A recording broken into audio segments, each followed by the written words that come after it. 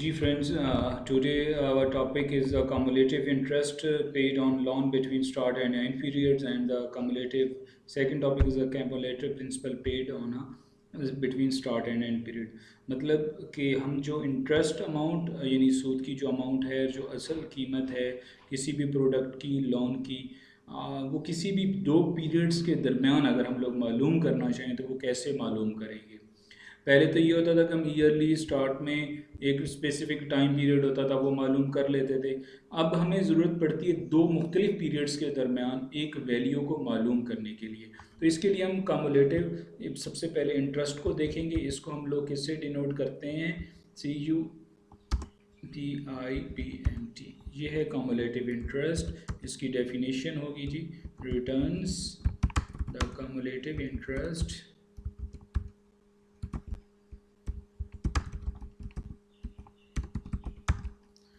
paid on a loan between start period and end period। ठीक हो गया जी। इसको थोड़ा सा हम लोग यहाँ पे ऐड कर लेते हैं ताकि इसकी डेफिनेशन यहाँ पे मर्ज हो जाए। ठीक हो गया जी। अब ये हमारा होगा सबसे पहले कम्युलेटिव इंटरेस्ट, और सेकंड इसी फार्मूला के अंदर हम पढ़ेंगे वो है कम्युलेटिव प्रिंसिपल अमाउंट से रिलेटेड। ठीक है जी। इसकी डेफिनेशन भी सेम ही रहेगी, returns the cumulative principal paid on a loan between start period and end period। ठीक है जी। ये भी सेम है वैसे ही। ठीक है जी। अब हम इस फार्मूला के आते हैं, छोटी सी डेटाबेस को डिज़ाइन करते हैं ताकि हमारा समझना इसके लिए आसान हो जाए। T and principal amount. ठीक है जी। सबसे पहले हम लोग क्या करते हैं, प्रिंसिपल अमाउंट लेते हैं कि हमारी जो टोटल प्रिंसिपल अमाउंट है वो कितनी है, असल जो प्रोडक्ट की वैल्यू या लोन की अमाउंट वो कितनी है। वो फॉर एग्जांपल मैं यहाँ पे डिफाइन करता हूँ, मेरे पास है जी 3 लाख। ठीक है जी।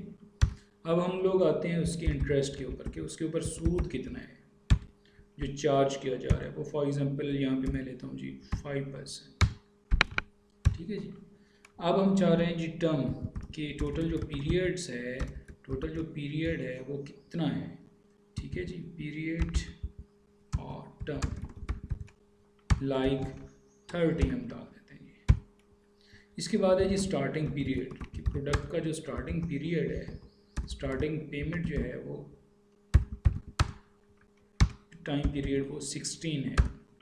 ठीक है जी। अब एंडिंग पेमेंट पीरियड कितना है जी, वो हमारे पास है फॉर एग्जांपल 20। अगर 30 है तो हमने 16 लिखा। 16 के बाद मतलब स्टार्टिंग पेमेंट हमारा फॉर एग्जांपल 16 से है और हम लोग क्लोज इसको करना चाह रहे हैं 27 राउंड अबाउट। या फिर हम यहाँ पे ये भी कर सकते हैं कि स्टार्टिंग पेमेंट्स हमारा 15 है और एंडिंग हमारा जो है वो 26 है। ठीक है। हम इसकी रेंज को खुद भी डिफाइन कर सकते हैं। अब जो चीज़ को हमें मालूम करना है वो हमारा है सबसे पहले इंटरेस्ट। कम्युलेटिव इंटरेस्ट को हम लोग कैसे मालूम करेंगे? ठीक है जी। कम्युलेटिव इंटरेस्ट को मालूम करने के लिए सबसे पहले हमें फार्मूला की तरफ जाना पड़ेगा। हमसे हम इसको थोड़ा नीचे कर लेते हैं। हम यहाँ पे इसको दोबारा से फार्मूला को डिफाइन कर लेते हैं। सबसे पहले हमारा इंटरेस्ट पीरियड था, रेट डिवाइडेड बाय 12। उसके बाद हमारा था पीरियड मल्टीप्लाई बाय 12 एंड उसके बाद हमारे थे ओरिजिनल प्रेजेंट वैल्यू, उसके बाद स्टार्टिंग पीरियड एंड उसके बाद एंडिंग पीरियड।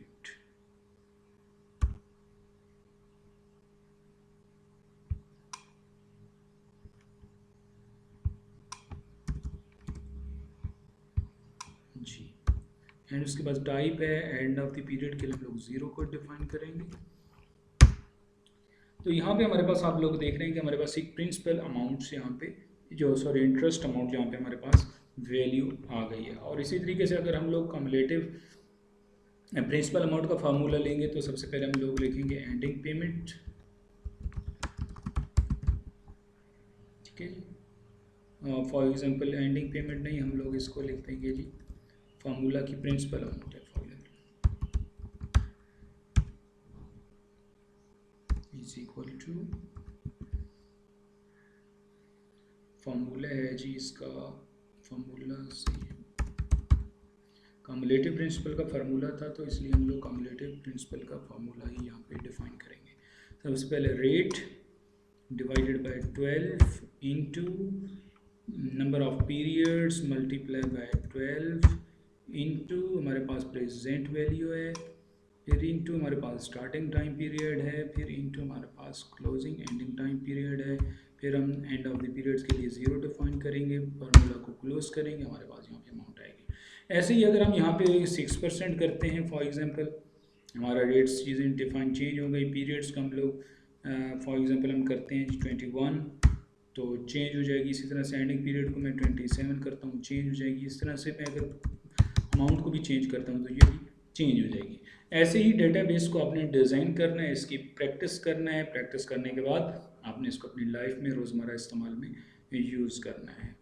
उम्मीद करता हूँ आप लोगों को ये सारी चीज़ें कम्प्लीटली अच्छे तरीके से समझ में आई होंगी। अगर आपको कहीं पे कोई चीज़ समझ में ना आए तो आप काइंडली आप कमेंट्स बॉक्स में आइए, मुझसे पूछिए, मैं आपको इसका रिप्लाई इंशाल्लाह ताला दूंगा।